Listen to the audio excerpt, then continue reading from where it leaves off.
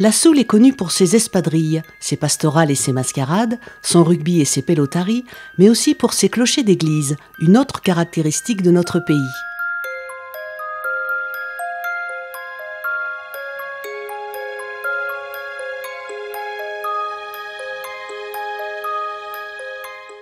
Qu'ils soient trinitaires ou calvaires, les clochers souletins ont cette spécificité datée de la fin XVIe, début XVIIe siècle. C'est l'époque où l'on sort de ces terribles guerres de religion qui ont vu nos églises catholiques de Basse-Soule être dévastées par les protestants béarnais, ce qui n'est pas le cas pour la Haute-Soule.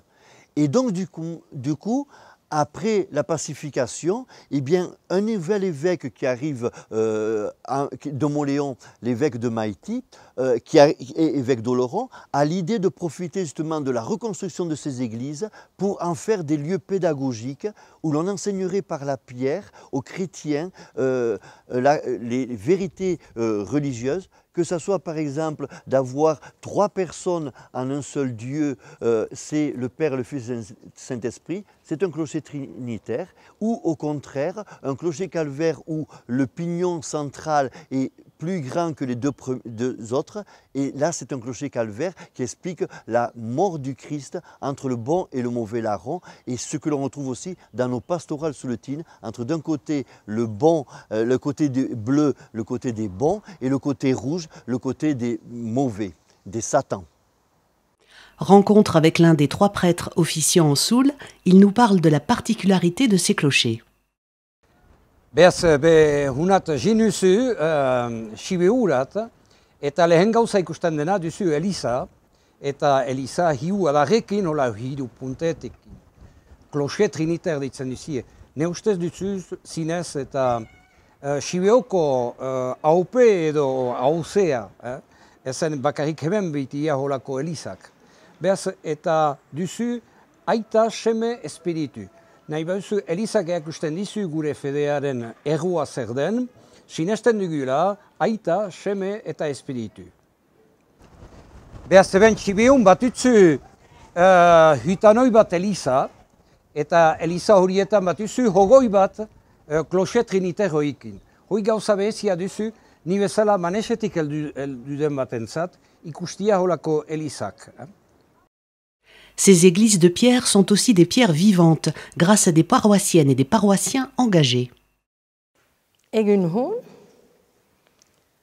Sant-Andrez paropi huntan bizi nuzu, eta beti danik entzun dit, eta ez dakit nula behar deren eran, clocher trinitaire zela, benenetako clocher trinitaire ez duzu hoi, clocher calvera deitzen duzu. Eta zertako kalvera, Jesu Krist eta hil zelaik, kruzifiatu itzelaik, bazititzen bede alde bi larron deitzen duzu, larron, uhunak nahi baduzie, bena batak parkamentu galtatu zizun Jesu Kristi, eta hua jinko hunai buz runtzuzun, eta bestia, egon zuzun hala, beminaikin.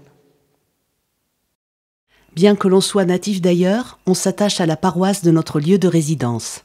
Egin hun, enetako hau ene parropiako Eliza duzu, eta badizu partikularitate bat beti zabalik etxekitzen dizugu. Edo meiak, edo guk, gihauen artin arranjatzen gututzu beti zabalik etxekitzeko.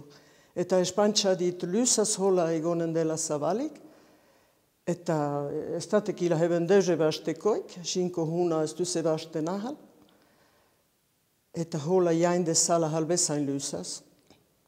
Après avoir vu le plus célèbre clocher trinitaire de Soule, celui de Gothain, qui en réalité, on le sait maintenant, est calvaire, eh bien on va visiter d'autres types de clochers.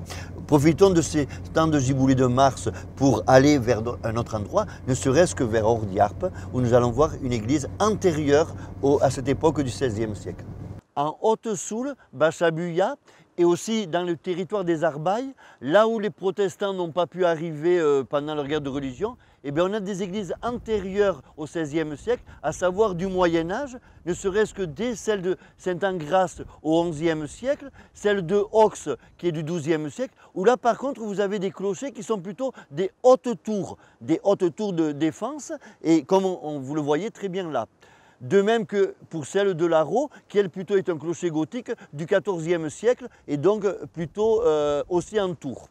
Et maintenant, nous sommes donc à Ordiarpes. Et à Ordiarpes, regardez bien, vous avez ici un clocher simplement mur, un seul mur, qui évite finalement des coups de pierre par rapport à faire 4 pans. Et sur ce clocher-mur, on a installé tout simplement un clocheton qui est construit de bois et d'ardoise, à l'origine des bardeaux. Et finalement, c'est une construction très économique et qui vient aussi d'une époque où justement les Souletins se plaignaient d'être assez pauvres et donc faisaient des économies tout en se consacrant à Dieu. Donc nous allons quitter maintenant cette très belle église Saint-Michel d'Ordiarpes, où vous pourrez revenir pour Musica Reneguna au mois de mai, quand le temps sera meilleur. Par contre, donc, on va aller maintenant sur la ville de Mauléon développée au XIXe siècle, et donc un dernier type de clocher sous le thym.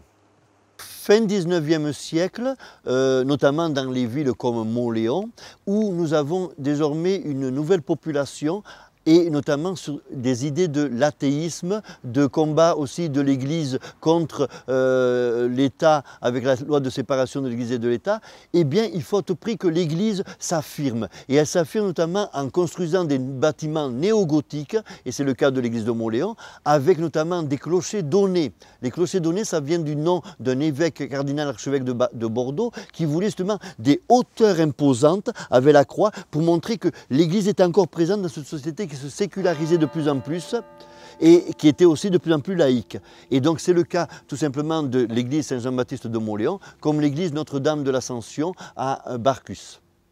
Alors nous espérons que cette balade découverte des clochers sous le thym vous a intéressé, que ça vous donnera envie justement d'aller les voir. Ils sont 67, hein, et peut-être en même temps de les classer selon les différents types, aussi bien qu'ils soient des clochers romans, que des clochers gothiques, que des clochers tours, que des clochers murs, que des clochers trinitaires ou calvaires, et puis jusqu'à nos clochers donnés. Voilà, bonne visite.